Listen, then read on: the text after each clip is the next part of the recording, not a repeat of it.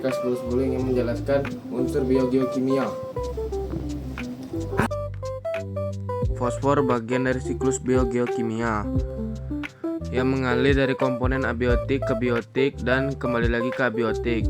Siklus fosfor merupakan satu-satunya siklus biogeokimia yang siklusnya tidak melewati atmosfer. Fosfor berawal dari batuan sedimen. Oleh air hujan, batuan yang mengandung fosfat akan mengalami pelapukan, sehingga fosfat larut ke air dan tanah. Kemudian fosfat diserap oleh tumbuhan. Lalu tumbuhan tersebut diserap oleh makhluk hidup, hewan, dan juga manusia. Hewan yang memakan tumbuhan tersebut nantinya akan dimakan oleh manusia. Ketika tumbuhan, hewan, dan manusia mati, akan mengalami dekomposisi atau pembusukan. Oleh bantuan dekomposer menjadi detritus dan kembali lagi menjadi batuan fosfat. Kemudian fosfat yang kebawa oleh air yang berakhir di lautan, kemudian fosfat menumpuk dan menjadi batuan lagi. Ketika permukaan air laut menurun, bebatuan yang mengandung fosfat akan menjadi ekosistem darat. Proses ini memerlukan ribuan tahun sebelum siklus terulang. Siklus air. Air laut menguap karena panasnya sinar matahari disebut evaporasi.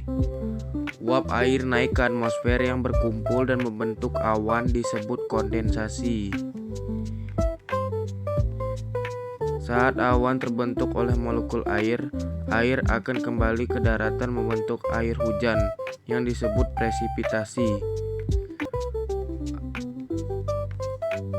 Air hujan yang diserap oleh tanah disebut infiltrasi, yang mengalir dari dataran tinggi ke tempat rendah melalui aliran sungai hingga kembali lagi ke lautan. Air dalam tanah bisa diserap tumbuhan dan menguap melalui daun disebut transpirasi. Siklus karbon, aktivitas industri dan manusia, aktivitas gunung berapi. Karbon di udara membentuk karbon dioksida. Tumbuhan hijau menyerap CO2 dan mengeluarkan oksigen. Oksigen ini akan diserap oleh manusia dan hewan. Terus hewan dan manusia ini melepaskan kembali karbon dioksida ke udara. Tumbuhan mati dan menjadi gambut. Gambut menjadi sejenis batu bara. Batu bara ini akan kembali menjadi kebutuhan aktivitas industri. Fitoplankton juga menyerap CO2.